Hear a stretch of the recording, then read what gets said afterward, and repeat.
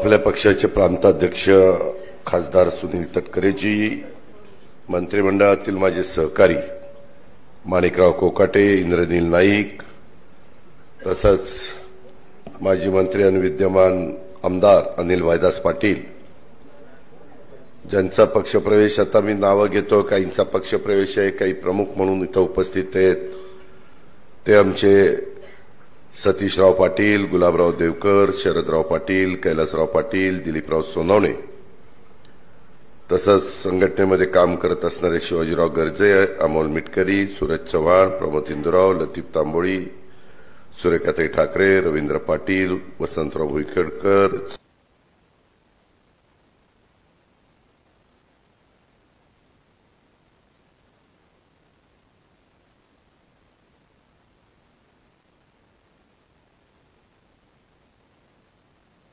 संजय बोरगे, संध्या occult, Rakesh Singh, Milind Kadam, Rizwan Khan, Suresh Chincholkar, त्याचबरोबर जे आज पक्षप्रवेश ह्याच्यातले काही सहकारी पक्षप्रवेश करतायत, तसंच सचिन पाटील, परेश शिंदे, वेदांशू रवींद्र पाटील, रीताबाई भूपेंद्र बाविस्कर, संजय पाटील, अली मुजावर, भाऊसाहेब पाटील, तसंच किसनराव देवराव पाटील, नाना पाटील, डॉक्टर अरुण पाटील, जयराज चव्हाण, योगराज सपकाळे, लीलाधर तायडे, पुरुषोत्तम चौधरी, रोहिदास पाटील, शंकरसिंह बापू परदेसी, धनराज माळी, रवींद्र भिकाजी पाटील, रंगराव सावंत, रघुनाथ नाना, अनेक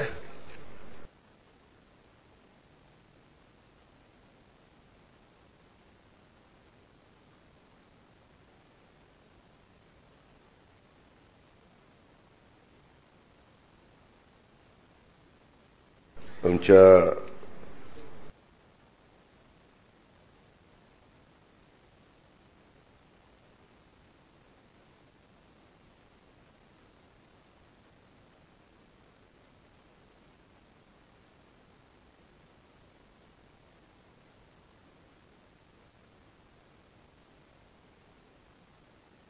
डॉक्टर राजेंद्र देसले, कपिल पवार, योगेश रोकडे, शिवाजी पवार, रवींद्र पाटील, आरवी पाटील, रोहन पाटील, सुधाकर पाटील, निंबा पाटील, संभाजी पाटील, सुरेश वंजारी, सतीश नाना पाटील, सुनील रामोशी, बबनदादा पाटील, भागवत पाटील, अरुण पाटील, संदीप वाघ, लोकेश पवार, ईश्वर बिराडे, विकास पाटील, ज्ञानेश्वर पाटील, मेहबूब पठाण, संदीप पाटील, प्रभाकर बडगुजर, महेंद्र पाटील, कपिल चौधरी, नितीन भोसले, प्रकाश गुमान सिंग, सुवर्णाताई पाटील, निमा माळी, विजय पाटील, यशवंत ठाकरे, रामदास वाघ, दिलीप पावरा, आमचे नंदुरबारचे दीपक वळवी, संदीप वळवी, गुलाबसिंह शेंबळे, राजू छोटू सोनवणे, तसंच डॉक्टर मनोज उत्तमराव महाजन, सौभाग्यवती अमृताताई मनोज महाजन, बाळासाहेब शिवाजी पाटील, प्रदीप शिरसाट, शिरपूरचे, तसंच सचिन बाबा दहिते, आमचे योगराज सपकाळे, गोकुळ चव्हाण, डॉक्टर पाटील, अनेक नावं डबल त्यांनी नावं दिली, याद्या दिल्या, तर मला सांगितलं नाही दादा सगळ्यांची नावं घ्या, ते काही डबल झालेली आहेत.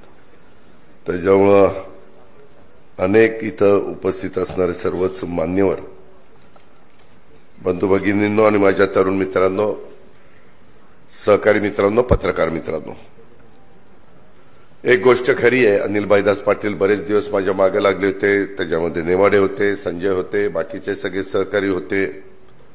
मधल्या काळामध्ये काही राजकीय घटना घडल्या, त्याच्याबद्दलचा उत्तरचा उल्लेख पाटलांनी केला, गुलाबरावांनी केला, शरदरावांनी केला, सुनीलजींनी केला, आणि सुनील तटकरेंचे सासरे थोडे सिरियस असल्यामुळे त्यांना तिकडे जावं लागलं.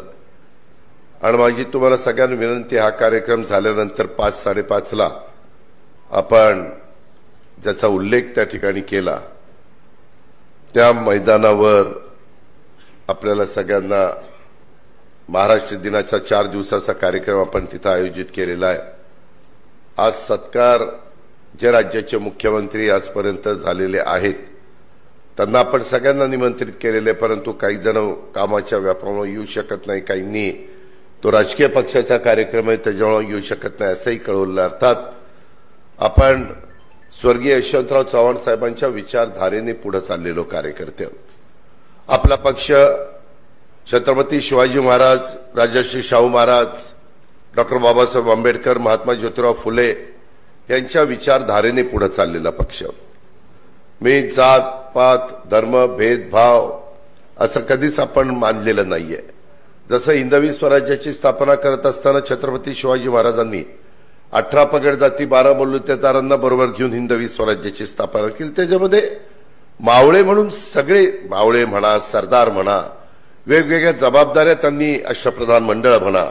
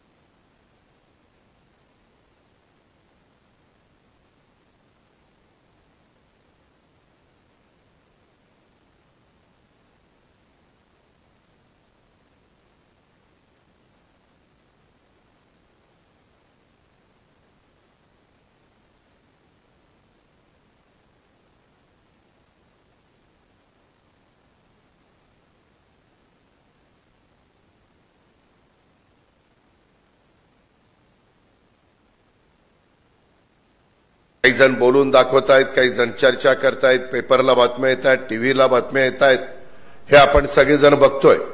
आणि आपल्याला पण मागच्या काही काळामध्ये वेगवेगळे चढ उतार राजकीय जीवनामध्ये येत असतात, त्याचे आपण अनेक जण साक्षीदार आहोत.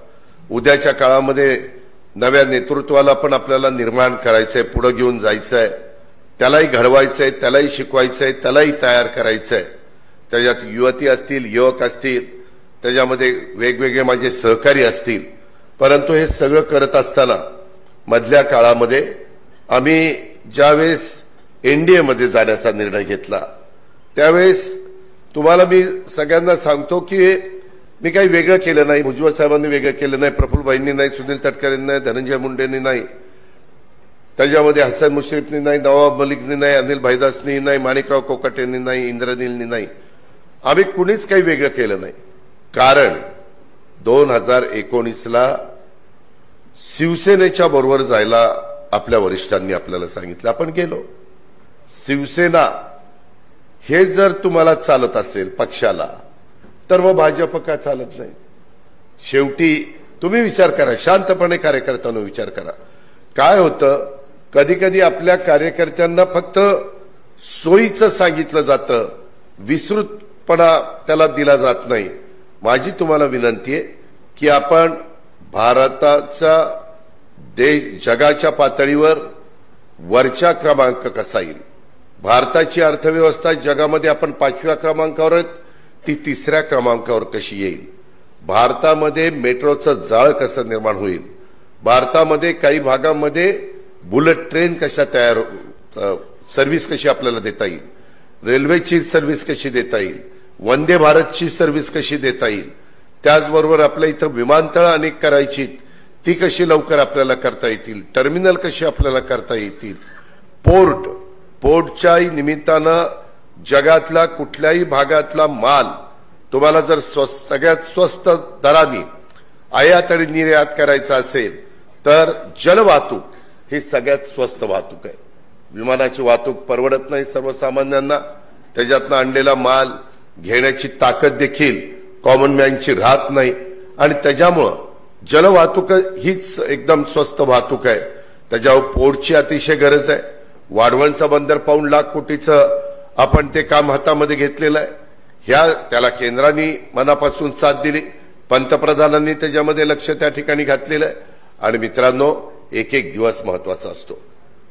उद्याच्याला 5 दिवस असे तसे रडत खडत काढायचे म्हणजे चेष्टा नाही. पूर्वीचा काळ तो होता. पूर्वी तशा पद्धतीनं नेते होते. त्याचा संघर्ष करण्याची त्यांची तयारी होती. आज पण संघर्ष केला जातो, पण तो किती काळा करता. महाराष्ट्राची निर्मिती संघर्षातनं झालेली आहे. 1 मेला 65 वर्ष पूर्ण झाली म्हणून आपण शिवशाहू फुले आंबेडकरांच्या महाराष्ट्राचा तिथं महाराष्ट्र दिन साजरा करतो. आपण जागतिक कामगार दिन साजरा करतो. हे सगळं करत असताना आपल्याला ही गोष्ट लक्षामध्ये घेतली पाहिजे की खूप आमूलाग्र बदल होत आहेत. त्याचे आपण साक्षीदार आहोत. त्याच्यामध्ये आपण कुठं कमी पडता कामा नये. आताही माझ्या सहकारी मित्रांनी बोलत असताना पाडळसेचा उल्लेख केला, अक्कलपाड्याचा उल्लेख केला. तापीवर आपण बॅरेजेस बांधले, मांजऱ्यावर आपण बॅरेज बांधले. मी जायकवाडीवर सगळे शेवटचा बॅरेज बाबळी बंधारा तो त्या ठिकाणी बांधला. नाथसागर पासून पार बॉर्डर पर्यंत ते आपण सगळे त्या ठिकाणी निर्माण केले. आता आपण वेगवेगळ्या भागामध्ये बॅरेजेसची कामं चालली. लाखो कोटी रुपयाची कामं. ही समृद्धी महामार्ग आता पूर्ण होत आलेला आहे. त्याच्यामध्ये नॅशनल हायवेची कामं चाललेली आहेत. काही काही ठिकाणी आम्ही फ्लायओव्हर बांधतोय. म्हणजे मला पुण्यामध्ये मोठ्या प्रमाणावर ट्रॅफिकला पुणेकरांना सामोरं जावं लागतं. तो पुण्यातनं जर अहिल्यानगरकडनं संभाजीनगरकडे जायला निघाला तर पुण्यातनं बाहेर पडायलाच तुम्हाला कितीतरी तास लागतात. तिथं आपण आता खाली रस्ता रुंद करतोय, वर 6 लेनचा फ्लायओव्हर करतोय. तीच गोष्ट सोलापूर रोडला आम्ही त्या ठिकाणी करतोय. अशा कितीतरी बाबी, मी उदाहरणाखातर ह्या शहरांची नावं घेतली, परंतु नागपूर असेल, नाशिक असेल, सगळ्या भागामध्ये आपण अशा प्रकारची कामं हातामध्ये घेतली. आपलाही उत्तर महाराष्ट्र तेवढाच महत्वाचा आहे. नंदुरबार असेल, माझं धुळा असेल, माझं जळगाव असेल, त्याही भागामध्ये आपल्याला अशाच पद्धतीची कामं करून दाखवायची. पाडळचे धरण, त्याचा फार मोठा भाग अजूनही जमीन अॅक्वायर करणं बाकी आहे.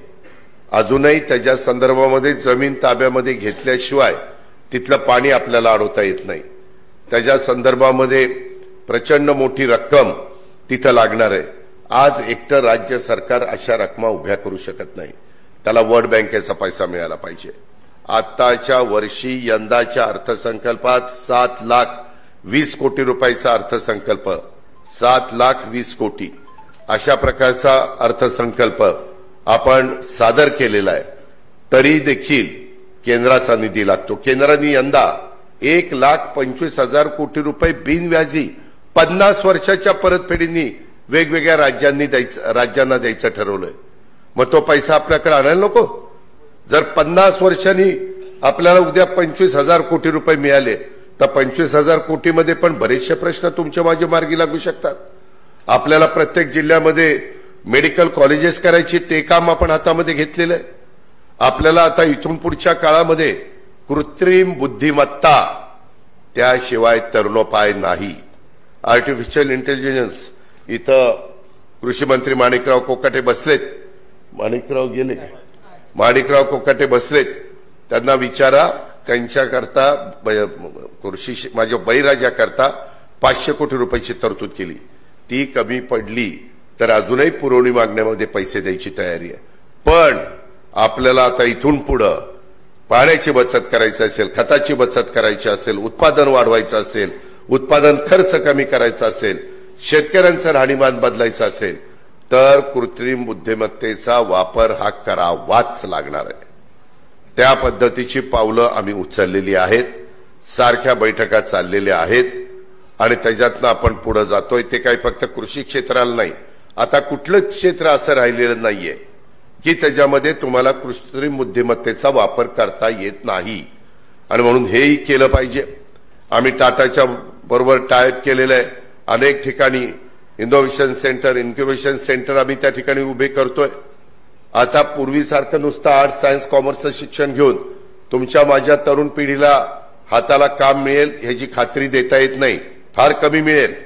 त्यामुळं आता हाताला काम मिळण्याच्या करता कोणतं शिक्षण देण्याची गरज आहे आणि त्याकरता काय त्यांना इन्फ्रास्ट्रक्चर देण्याची गरज आहे, ह्या सगळ्या गोष्टी करतो आपण. फक्त राजकारण की राजकारण करत नाही, राजकारणाबरोबर आपल्या आपल्या भागातले महत्वाचे प्रश्न सोडवण्याच्या करता मी नेहमी कार्यकर्त्यांना सांगत असतो, बाबांनो, सत्तेचा वापर हा सर्वसामान्य माणसांचे प्रश्न सोडवण्याच्या करता त्या ठिकाणी करायचा असतो. ही पण आठवण हे प्रत्येक राष्ट्रवादी काँग्रेस पक्षाच्या घड्याळाचा पुरस्कार करणाऱ्या कार्यकर्त्यांनी लक्षामध्ये घेतली पाहिजे. आज हे जसे प्रश्न आहेत, मागाशी शरदरावांनी सांगितलं, काही डॉक्टर आपल्या सतीशरावांनी सांगितलं, काही गुलाबरावांनी सांगितलं, काही उल्लेख आमच्या सुनील तटकरेंनी पण केला.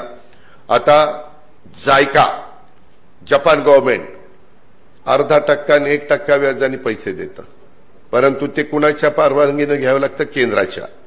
मग केंद्राच्या परवानगीने घ्यायचं म्हटलं तर केंद्र तुमच्या विचाराच्या बरोबर कुठेतरी असलं पाहिजे ना. आज कुठलाही प्रसंग आला तर आपण पंतप्रधान मोदी साहेबांच्याकडे बघतो, अमित शाह साहेबांच्याकडे बघतो. ते बघत असताना तिथं पण तुमचे त्यांचे जवळचे संबंध असले पाहिजेत, तर त्या ठिकाणी प्रश्न मार्गी लागू शकतात. आणि म्हणून ह्या सगळ्याचा साकल्याने विचार करून आम्ही महायुतीमध्ये सामील झालो. त्यावेळेस खरं तर सगळ्यांचं मत असं होतं, आता काही जण बोलत नाही, उद्धव ठाकरे साहेबांचं सरकार गेल्या गेल्या राष्ट्रवादी काँग्रेस पक्षाचे जेवढे आमदार होते, अनिल बैदास तुम्ही त्याचे साक्षीदार आहेत, माणिकराव तुम्ही त्याचे साक्षीदार आहेत, इंद्रनील तू त्याचा साक्षीदार आहे, सगळ्यांनी सांगितलेलं होतं वरिष्ठांना की असंच्या असं आपण त्या ठिकाणी त्या सरकारमध्ये सामील होऊ. सगळ्यांची मानसिकता होती. आम्ही पण तेच म्हणत होतो. मी सत्तेला हापापलेलं नाहीये, माझ्या एवढी सत्ता कुणी उपभोगली नाही. मला 91 साली एकत्र काँग्रेस असताना पंजाचं चिन्ह मिळालं आणि बारामती लोकसभा मतदारसंघात त्यावेळेस जेंट्समध्ये सगळ्यात जास्त मतांनी मी काँग्रेसचा उमेदवार PV नरसिंहराव पंतप्रधान झाले, मी निवडून आलेलो होतो. आणि लेडीजमध्ये त्या सेलेजा म्हणून बघा मंत्री होत्या काँग्रेसच्या, त्या सर्वात तरुण परंतु सगळ्यात जास्त मतांनी निवडून आलेल्या होत्या. आणि आमच्या सर्व खासदारांच्या मध्ये जर सगळ्यात जास्त मतांनी कुणी निवडून आलं होतं तर ते रामविलास पासवान आलेले होते. ते 5.5 लाख मताधिक्यांनी आले होते, मी 3.5 लाख मताधिक्याच्या डिफरन्सने आलेलो होतो. तो काळ होता. तेव्हापासून मला सुरुवातीला सुधाकर नायकांच्या बरोबर काम करण्याची संधी मिळाली. अनेक मुख्यमंत्र्यांच्या बरोबर मी त्या विलासरावांच्या बरोबर मला काम करण्याची संधी, सुशीलकुमार शिंदेच्या बरोबर, अशोकराव चव्हाणांच्या बरोबर, पृथ्वीराज बाबा चव्हाणांच्या बरोबर, त्याच्यामध्ये आपल्या उद्धव ठाकरे साहेबांच्या बरोबर, आता देवेंद्रजींच्या बरोबर, एकनाथराव शिंदेच्या बरोबर, अनेक मुख्यमंत्र्यांच्या बरोबर काम केलं. फक्त लोकांचे प्रश्न सुटावेत, महाराष्ट्राचा खरोखरी सर्वांगीण त्या ठिकाणी विकास व्हावा. परंतु हा विकास होत असताना शिक्षण संस्था पण महाराष्ट्रात चांगल्या निघाव्यात, दर्जेदार शिक्षण आपल्या मुलामुलींना त्या ठिकाणी उपलब्ध व्हावं. ह्या कामाच्या करता आज देखील राज्यामध्ये कारभार करत असताना अनेक महापुरुषांचे आणि ज्यांनी ज्यांनी एक दिशा देणारं काम केलं, एक त्यांचा स्मारक भव्य दिव्य झालं पाहिजे. उद्याच्या 6 तारखेला आम्ही चौंडीला चाललेलो, जामखेडला, तिथं आम्ही पुण्यश्लोक अहिल्यादेवी होळकरांचं अतिशय भव्य दिव्य असं स्मारक करतोय. आपले छत्रपती संभाजी महाराज स्वराज्य रक्षक, शौर्य काय असतं, योद्धा कसा असला पाहिजे. जगामध्ये असा एक पण राजा होऊन गेला नाही की जो स्वतःच्या हयातीत एक देखील त्या ठिकाणी लढाई हारलेला नव्हता. प्रत्येक लढाई छत्रपती संभाजी महाराजांनी त्या ठिकाणी जिंकलेली होती. शेवट कसा झाला तो फितुरीनं झाला, त्याच्यात महाराजांचा दोष नव्हता. तुमच्या घरातच जर फितूर माणूस असेल तर तुम्ही कसं त्या ठिकाणी त्याला प्रतिसाद देणार किंवा कसं तुम्ही ते युद्ध त्या ठिकाणी खेळणार, ह्या सगळ्या गोष्टी आहेत. आणि म्हणून अशा प्रकारचा इतिहास आपल्याला आहे. आम्ही आता सावित्रीबाई फुले, महात्मा ज्योतिराव फुलेंचं पण स्मारक पुण्यामध्ये मध्ये त्यांना 200 कोटी रुपये ते सगळ्या एरिया अक्वायर करण्याच्या करता दिलेला आहे, तिथं आपण चांगलं स्मारक करतोय. जे जे आपल्या इथं अतिशय महापुरुष मोठे होऊन गेले, त्यांची स्मारकं पुढच्या पिढीच्या कायम स्मरणात राहतील अशा पद्धतीचं काम देखील या महायुतीच्या सरकारच्या माध्यमातून आपण हातामध्ये घेतलेलं आहे. आपल्या उत्तर महाराष्ट्रात अजून कुठं काही राहिलं असेल तर लक्षात आणून द्या. तिथं पण अतिशय चांगल्या पद्धतीनं काम करण्याची आपली मानसिकता आहे, आपली तयारी आहे. आणि ह्याच्यातून लोकांचं आता काही ऍग्रिकल्चर वगैरे काही इतर पण प्रश्नाच्या संदर्भामध्ये सांगितलं. आजचा हा दिवस थोडासा, आज शनिवारची सुट्टी असते, रविवारची सुट्टी असते, मुद्दामून आपण इकडच्या भागामध्ये हॉल घेऊन पक्षप्रवेशाचा कार्यक्रम केला. तसं बघितलं तर मगाशी डॉक्टरांनी सांगितलं, गुलाबरावांनी सांगितलं, आपल्या शरदरावांनी सांगितलं, आपण तुम्ही काही फार वेगळ्या विचाराचे नाहीयेत. आपण तसं समविचारीच लोक आहोत. आपली विचारधारा एकच आहे. पण कधी ना कधी कुणाला कधी कामाची संधी लवकर मिळते, कधी कुणाला थोडंसं थांबावं लागतं. काही जण त्याच्यामध्ये उतावळेपणा दाखवतात किंवा आम्हाला कधी, आम्ही किती दिवस थांबायचं, आम्हाला महामंडळ मिळणार आहे का नाही, आम्हाला सदस्यपद मिळणार आहे का नाही, आम्ही किती दिवस सतरंज्या उचलायच्या वगैरे वगैरे वगैरे.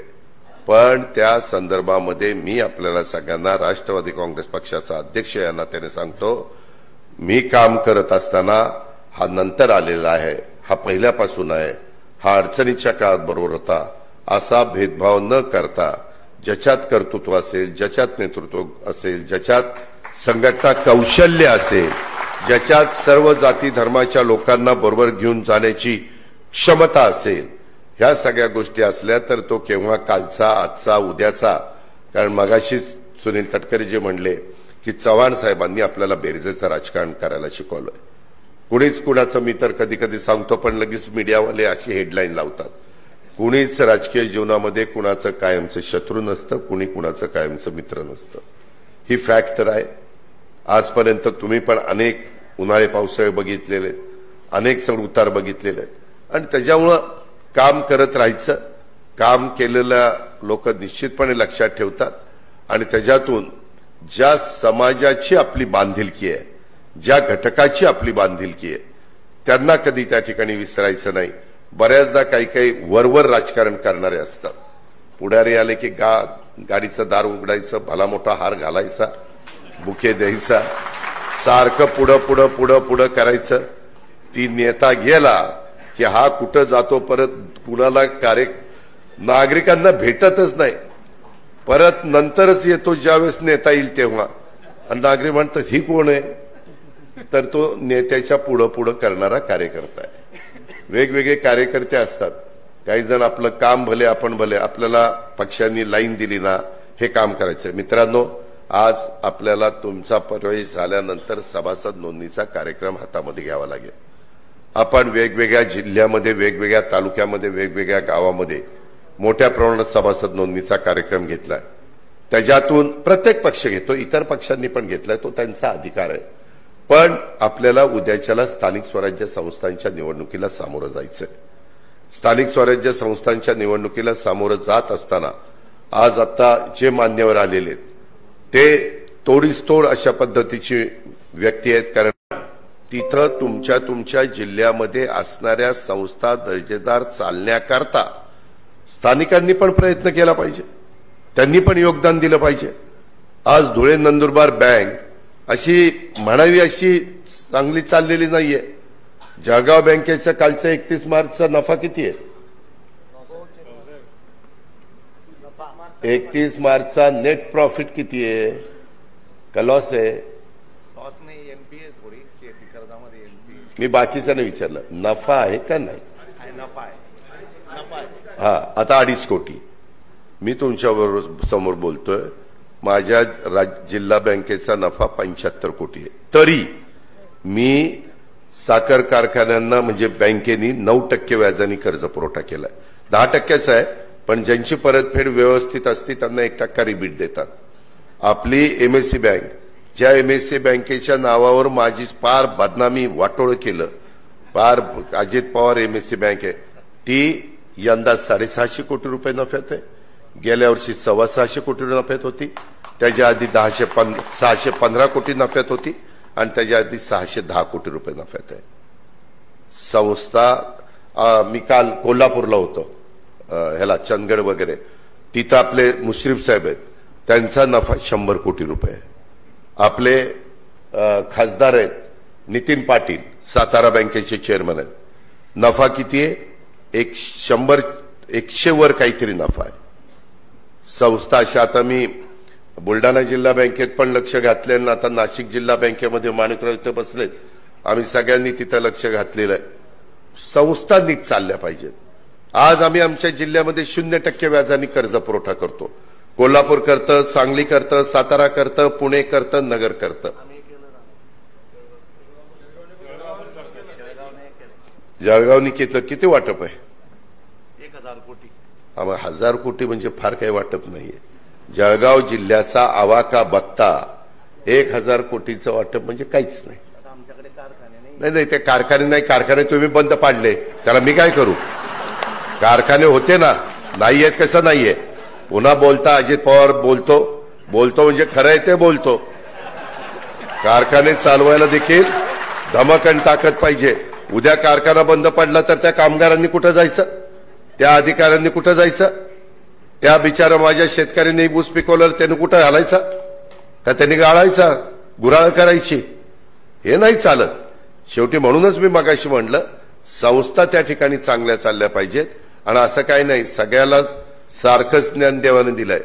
त्या बुद्धिमत्तेचा वापर, त्या ज्ञानाचा वापर कशा पद्धतीनं करायचा, तो समाजाच्या भल्याकरता करायचा का स्वतःची घरदारं भरण्याकरता करायचा, ह्याचा जरा नीट विचार करा. ह्याचा अंतर्मुख करून विचार करा आणि मग ठरवा की आपल्याला काय करायचं ते. आणि त्याच्यातून जर सगळ्यांचंच भलं झालं तर त्याच्याबरोबर तुमचंही घर त्याच्यात येतं, तुमचंही भलं होतं. पण दुसऱ्याची घरं जाळायची आणि स्वतःचं घर भरायचं म्हणल्यावर ते राजकारण टिकत नाही. त्याकरता मागे आता जास्त मागच्यांनी बोलू नका, नाही तर आणखीन काहीतरी सुरू होईल. तर त्याच्यामुळं आपल्या संस्था चांगल्या चालवा, त्या विकास सोसायटी असू द्यात. हा, आता आम्ही परवा निर्णय घेतला, सहकार खातं आपल्याकडे आहे, कृषी खातं आपल्याकडे आहे, महत्वाची खाती माझ्याकडे फायनान्स आहे, प्लॅनिंग आहे, एक्साईज आहे, अन्न नागरी पुरवठा आहे.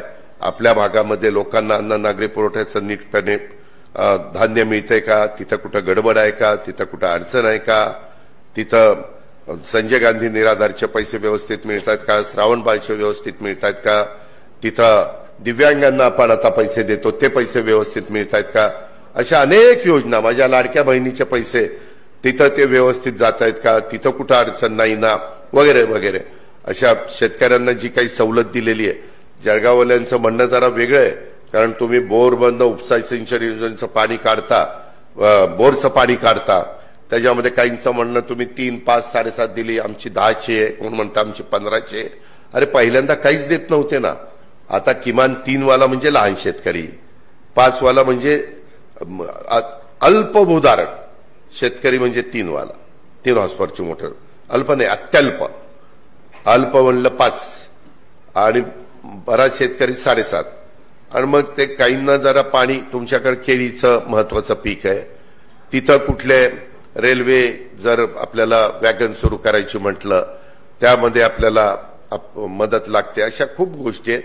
बाबांनो, सुदैवाने आता आमच्याही ओळखी बऱ्यापैकी झालेल्या आहेत आणि त्याच्यामुळे आपण ह्या सगळ्याचा उपयोग करून घेऊन आणि उद्याच्याला कार्यकर्ता पक्षाचा कणा असतो त्याला चांगल्या पद्धतीनं ताकद देऊन, म्हणजे कुठं स्थानिक स्वराज्य संस्थांच्या निवडणुकीच्या निमित्तानं तिथं तुम्ही तुमचं कार्यक्षेत्र वाढवल्याशिवाय, तिथं तुमचे संबंध वाढवल्याशिवाय, तिथं तुमचे लोकांशी एक आपलेपणाने वागल्याशिवाय, लोकांचा विश्वास संपादन केल्याशिवाय आपल्याला तिथं पाय रोवता येणार नाही. ठीक आहे, खासदारकीच्या निवडणुकीचा निकाल कदाचित तिथल्या स्थानिक राजकारणात आपण एकमेकाच्या विरोधात असू, आमदारकीचा, पण जिल्हा परिषद तुम्हाला आठवत असेल, आता अनेकांना माहिती आहे की 1999 ते 2014 आपण आणि काँग्रेस एकत्र मध्येच निवडणुकीला सामोरं जायचो. पण स्थानिक स्वराज्य संस्थांच्या मध्ये जो तो पक्ष आपापल्या परीनं वाढवण्याचा प्रयत्न करायचे, आपले स्वतंत्र त्या ठिकाणी लढायचे. अशा पद्धतीनं जिल्ह्यावर ते सोडलं जायचं. आता नंदुरबार जिल्हा असेल, धुळे जिल्हा असेल, माझा जळगाव जिल्हा असेल, आपल्या यवतमाळचे पण काही आमचे सहकारी सुरेशराव चिंचोळकर यांनी राष्ट्रवादीमध्ये आता प्रवेश करतायत, त्याच्यामध्ये ते यवतमाळचे आणि काही काही इथं बसणारे कितीतरी जण आहेत की ते ताकदीनं तालुका पंचायतीला निवडून येतील, ते जिल्हा परिषदेला निवडून येतील. ह्याच्यातनं पक्ष बळकट होणार आहे, त्याच्यातनं संघटना बळकट होणार आहे, त्याच्यातून एक चांगला नवीन संच हा त्याच्यातून निर्माण होणार आहे. ह्या सगळ्या गोष्टीचा साकल्याने विचार आपण सगळ्यांनी करा. मगाशी सांगितलं तसं अनेक सहकारी हे आत्ताच मी काही महत्वाच्या लोकांच्या मी आणि तटकरेंनी मीटिंग केली. खूप वेगवेगळे, मी त्यांची नावं सांगत नाही, पुन्हा हे बातम्या वेगळ्याच सुरू करतात की असं असं झालं, दादा असं असं बोलले. पण आपण बेरजेचं राजकारण करतोय, बळजबरी नाही, स्वखुशीनं येणं आणि तुम्ही तिथं चांगलं काम करणं. आता ते सगळं काम करत असताना आता ह्याच्यामध्ये देखील तुम्ही बघितलंय की शिरपूरमध्ये देखील काम करत असताना समोर महाजन बसलेले, त्यांच्या पत्नी बसलेले, त्यांनी डॉक्टर मनोज महाजनांनी आणि अमृताताईंनी तिथं चांगल्या पद्धतीनं काम करून दाखवलेलं आपण सगळ्यांनी बघितलेलं आहे. बऱ्याचदा कधी कधी एक मोठा नेता असल्यानंतर खालच्या कार्यकर्त्यांना वाढायला मर्यादा येतात, काम करायला मर्यादा येतात. कारण तिथं एवढ्या मोठ्या व्यक्तीच्या विरोधात कसं लढायचं, परंतु नाही, त्याच्यामध्ये तुम्हाला तुमचं अस्तित्व टिकवायचं असेल तर तुम्हाला संघर्ष करावा लागेल, तुम्हाला लढावं लागेल. ते लढत असताना काम पण तोंड सांभाळून, कुठला शब्द असा तोंडातनं जाऊन देऊ नका की आपलं असणारे मतदार निघून जातील, याला ही काय बरळायला लागलीत म्हणून. तसं बोलताना विलताना काही काही उत्साही लोक त्या टीव्हीच्या चॅनल आला ते येते दांड घेऊन अमकं अमकं झालंय, तुमचं काय मत आहे? अरे काय झालंय, पहिल्यांदा माहिती तर घेऊ दे, काय झालंय. जरा फोन करतो, माहिती घेतो, मग तुमचं काय मत आहे. आणि सूत्रांच्या माहितीनुसार, अरे सूत्र कुठे आहे कुणाला माहिती, ते सूत्र काही कुणाला सापडलेलं नाही. तिथं बघा प्रत्येक वेळेस चॅनल सूत्रांच्या माहितीनुसार. आता सूत्र नाव कुणी दिलंय, कुणाच्या आईबापांनी दिलंय तेही आपल्याला एकदा शोधूनच काढायचं. सारखं मधी पण एवढा मोठा हल्ला झाला ना, खरं तर आपल्या भारताच्या संदर्भामध्ये त्या अतिरेक्यांनी नालायकपणा केला. ह्या बातम्या ह्या फार गुप्त असतात, त्या दाखवायच्या नसतात, परंतु काही काही चॅनलवाले ते सारख्या दाखवत बसले. कुठल्या की आता हे इकडे झाले, आता संरक्षण विभागाने असं चालवलंय, आता तसं चालवलंय. इथं उत्साही प्राणी आहे. ह्याचा बुध वगैरे काल किती झाला ते नाहीतर नेहमी तुझ्यावर नाही, तू तुझ्याला घेऊ नको. मी नेहमी बघितलंय एखादा जोरजोरात भाषण करत असतो ना, ग्रामीण भागातला असला की समजा ह्याचा नक्की गावचा सरपंच नाही ह्याच्याकडे, आणि शहरात असला की त्याचा वॉर्ड नक्की त्याच्या विरोधात असतो. त्याला गावात कुणी विचारत नाही, वॉर्डात कुणी विचारत नाही, ती इथं येऊन जे भाषण ठोकत बसतो, अरे बापरे बापरे बापरे, काही त्याचं खरं नाही. तुम्ही बघा, तुम्ही अंतर, तुम्ही तुमच्या मनालाच प्रश्न विचारा. जो काम करत असतो ना तो फार काही बोलत नाही, तो कामाशी मतलब, परंतु ज्याचं आगाना पिछा त्याला नुसतं त्या, तर असं काही आपल्याला वागून चालणार नाही. आपल्याला पक्ष वाढवायचा आहे. आपल्या पक्षाला स्वर्गीय यशवंतराव चव्हाण साहेबांची परंपरा आहे.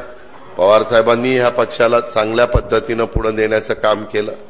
आपल्यालाही आता इथून पुढे न्यायचं काम करायचं. सगळ्यांनी बेरजेचं राजकारण करत करत समाजातल्या सर्व घटकाला आपलंसं करण्याचा प्रयत्न करायचा.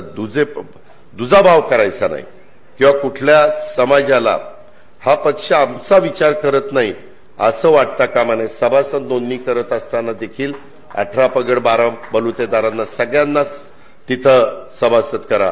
काही दिवसभर काम केल्यानंतर संध्याकाळी चूल पेटणारी पण असतील, काही डॉक्टर असतील, इंजिनियर असतील, वकील असतील, काही त्या ठिकाणी थोडंसं त्यांचं परिस्थिती आर्थिक मजबूत असेल त्यांनाही विनंती करा. मध्यम आपल्या मिडल क्लासवाल्याला पण विनंती करा. सगळ्या घटकाला वाटलं पाहिजे की हा पक्ष आमचाही विचार करतोय, आम्हालाही पद सभासद करून घेतो, सदस्य पद करून घेतो आणि संघटनेचे पण आपले पदाधिकारी नेमत असताना त्याच्यामध्ये आदिवासी असला पाहिजे, मागासवर्गीय असला पाहिजे, अल्पसंख्याक असला पाहिजे, भटका असला पाहिजे. आता एक परवा निर्णय चांगला झालाय, जातवार जनगणना.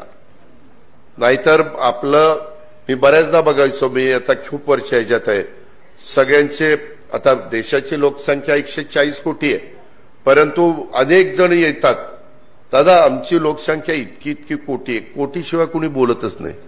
मग ती सगळ्यांची कोटी एकत्र केली की ती जाते 40 ते 50 कोटीला आणि आपण आहे 13 कोटीला. त्याच्यामुळे एकदा नक्की कुठला घटक किती आहे ते एकदा कळलं की माझ्यासारखा जर अर्थमंत्री असेल तर मलाही हा गरीब आहे, हा आदिवासी आहे, हा मागासवर्गीय आहे, ह्यांची संख्या एवढी आहे, मग बजेटमध्ये संख्येच्या प्रमाणामध्ये त्याला निधी गेला पाहिजे. तो त्याचा हक्क आहे, तो त्याचा अधिकार आहे. मग तशा पद्धतीनं द्यायला पण मग आपल्याला अडचण येत नाही. त्याचबरोबर ओबीसी आहे, एनटी आहे. खरं तर देशपातळीवर अल्पसंख्याक, सर्वसाधारण, एससी आणि एसटी, ओबीसी, एससी, एसटी आणि मायनॉरिटी 4च आहेत. नाही, विजेंटी नाहीये, विजेंटी आपल्याकडे ओबीसी मध्येच विजेंटी आहे, 4च आहे आणि सर्वसाधारण, एवढे 5च प्रकार आहेत. आपल्या इथं थोडंसं राज्यकर्त्यांना, राज्य सरकारला तो अधिकार होता म्हणून इथं एनटी केलेला आहे. पण देश पातळीवर करत असताना आता आपण स्थानिक स्वराज्य संस्थांच्या निवडणुका लढवतो, त्याच्यात एनटीची जागा कुठं असते? ओबीसी. ओबीसी असते. आपण सहकारात आणली, सहकारात बघा, समजा 21 जागा असल्या तर साहित्रिक 18 आणि 2 महिला, 1 एससी, 1 एसटी आणि 1 एनटी आणि 1 ओबीसी, असे 6 असतात. 4 आणि 2 6 आणि तिकडच्या अशा आपण सहकारात केलेलं आहे. पण ह्या पद्धतीनं काम करत असताना तुम्हाला एखादी गोष्ट जाणवली प्रकर्षाने तर तुम्ही मला सांगा. किंवा दर मंगळवारी, मी आता तुम्हाला माहिती नाही, आता ह्या मंगळवारी आम्ही सौंडीला चाललो म्हणून, नाहीतर दर मंगळवारी माझ्या इथं मी सगळ्या राष्ट्रवादी काँग्रेस पक्षाच्या एमएलए एमएलसींची मिटिंग घेत असतो, सगळ्या मंत्र्यांची मिटिंग घेत असतो. आम्ही एकत्र बसत असतो. त्याच्यातून वेगवेगळ्या देवाणघेवाण होती, वेगवेगळ्या विषयाची प्रश्न समजतात. आता उन्हाळा आहे, कुठं टँकर चालू आहे का, कुठं काही रोजगारचा प्रश्न निर्माण झालाय का, काही कुठं काही पाणी कमी पडलं तर बागा जळायला लागतात, नुकसान व्हायला लागतं. अशा अनेक गोष्टी असतात. तर काम करणाऱ्याला किती तो जीव ओतून काम करेल तेवढं काम कमीच पडतं. अशा पद्धतीनं आपण म्हणजे आम्ही दर मंगळवारी बसतो. त्यामध्ये मी आता महिन्यातनं 1 मंगळवार आमच्या बरोबर सगळे जिल्हाध्यक्ष पण बोलवायचे. ते शिवाजीराव तुम्ही लक्षात ठेवा, गेल्या महिन्यात मला वाटतं बोलवलं होतं, आता ह्या महिन्यात ते लक्षात ठेवा. त्याच्यामध्ये दर महिन्याच्या एकदा सगळे जिल्हाध्यक्ष बोलवले तर मग तेवढे मला वाटतं किती 70 किती आहेत, नाही जिल्हाध्यक्ष, कार्याध्यक्ष धरून 100 धरा, पण एवढी त्या ठिकाणी संख्या आहे. आणि ह्याच्यातनं बघितल्यानंतर तुम्हाला कार्यक्रम दिला जाईल. आता जसा 1 2 3 4 ह्याचा विवेक, पवित्र माती आणि पाणी, जल ह्याचा कार्यक्रम आपण घेतलेला होता. अशा पद्धतीचे कार्यक्रम त्या ठिकाणी दिले जातील आणि आपल्याला काम त्या बाबतीमध्ये करावं लागेल. कामं करताना फार बदल्यांची कामं आणू नका. नाहीतर ही माझा पाहुणा आहे, ही माझा रावळा आहे, ती माझा असा आहे, ती माझा तसा आहे. कधी कधी पाहुणा म्हणून सांगतात आणि नाव तिसरंच असतं. मग आम्ही म्हणतो, अरे ही कसं रे तुझा पाहुणा? याला दादा चुकलंच, ही नाही पाहुणा नाही माझा, असं करा असं म्हणून. कारण मी प्रत्येक बारीक वाचून घेतो, बघतो आधी करायचा पाहुणा आहे. त्याच्यामुळं कुठं अन्याय झाला असेल तुम्ही जरूर आणा, त्या अन्यायाला मदत जरूर करीन. पण उगीच मी आता आहे उपमुख्यमंत्री, दादाची आहे ओळख, माणिकरावची आहे ओळख, माणिकराव करावं काय जाते करावं. अरे पण त्याचा खरंच काय गरज आहे का? सगळीकडे माणसं पण पाहिजेत ना, कर्मचारी अधिकारी आपल्या साही रिजन मध्ये पाहिजेत, नाहीतर सगळ्यांना पुणे रिजन पाहिजे असतं. कुणाला दुसरीकडे जास्त काम करायचं नसतं, पुणे विभाग द्या असं पण त्या बाबतीमध्ये करू नका. ह्या काही गोष्टी तारतम्य त्या ठिकाणी पाळा. आणि कार्यक्रम देत असताना आम्ही तर कुठेही यायचं म्हटलं तर जिल्हाध्यक्ष आणि बाकीच्यांना करू. जिल्हाध्यक्षांनी पण शहर अध्यक्ष असेल नेमाडेजी तुम्ही किंवा आपला संजय तुम्ही सगळ्यांनी ही प्रमुख लोकांची नावं उद्याच्याला मेसेज पाठवत असताना समजा माणिकराव कोकाटेंचा दौरा आहे, इंद्रनीलचा आहे, आणखीन कुणाचा आहे, आम्हा कुणाचा आहे किंवा संघटनेच्या प्रांताध्यक्षाचा किंवा इतर पदाधिकाऱ्यांचा आहे, सेलच्या प्रमुखांचा आहे, ह्या सगळ्या गोष्टी करत असताना आणि आता आपण ही बेरीज करतोय. मी त्यांना स्वागत करतोय साहेब. मी त्यांचं आत्ताच मनापासून ह्या सगळ्यांना राष्ट्रवादी काँग्रेस पक्षामध्ये प्रवेश दिलेला आहे.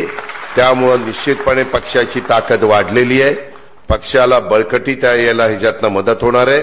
आपल्या नंदुरबार, धुळे आणि त्या ठिकाणी जळगाव इथं त्याचा आपल्याला फायदा निश्चितपणे जास्त होणार आहे. हे आपल्याला राष्ट्रवादीमय वातावरण करायचंय. सुरेशराव चिंचोळकरांच्या मुळे देखील आपल्या यवतमाळमध्ये निश्चितपणे वसंतराव आपले ताकद वाढायला मदत होते. तुम्ही सगळेजण अनिल भाईदास पाटील असतील, वसंतराव असतील, इतर माझे सगळे सहकारी असतील, सगळेच जण आपापल्या परीनं त्यांना पक्षामध्ये आणण्याचं काम करतायत. ही चांगली गोष्ट आहे. परंतु सगळ्यांनी काम करताना आता आपली जबाबदारी अधिकची वाढलेली आहे. उद्याच्याला आपल्या कामातनं जनमानसामध्ये आपली स्वतःची प्रतिमा कमी होणार नाही आणि पक्षाला पण कुठं खाली मान घालावं लागणार नाही. अशा पद्धतीचं वागणं तुमचं, माझं, सर्वांचं, जुन्यांचं, नव्याचा भेदभाव न करता त्या बाबतीमध्ये असलं पाहिजे. आता परवाच काय काय तर तुमच्या जळगावचे असे वाचतात आहेत.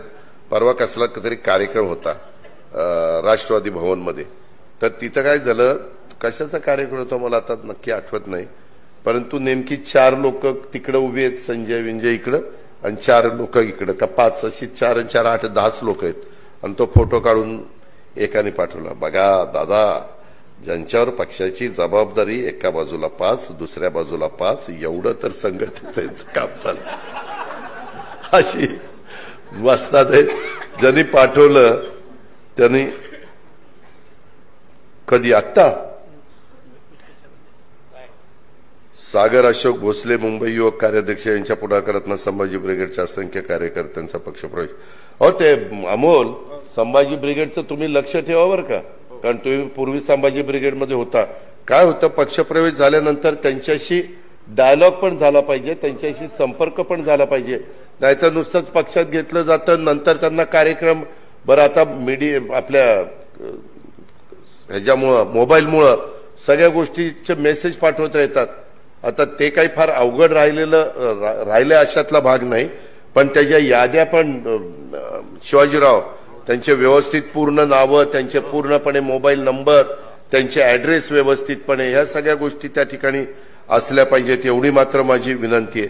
त्याही संभाजी ब्रिगेडच्या असंख्य कार्यकर्त्यांचं मी मनापासून या निमित्तानं स्वागत करतो. पुन्हा एकदा सर्वच मान्यवरांचं, आता ज्यांनी आपल्या पुढे विचार मांडले त्यांचं पण, आणि ज्यांनी आता ज्यांची नावं घेतली त्यांचं चुकून कुणाचं नाव राहिलं असेल तर त्यांनी गैरसमज करून घेऊ नका अशी माझी तुम्हाला सगळ्यांना विनंती आहे. परंतु हा कार्यक्रम झाल्यानंतर जांभोरी मैदानावर अवश्य या.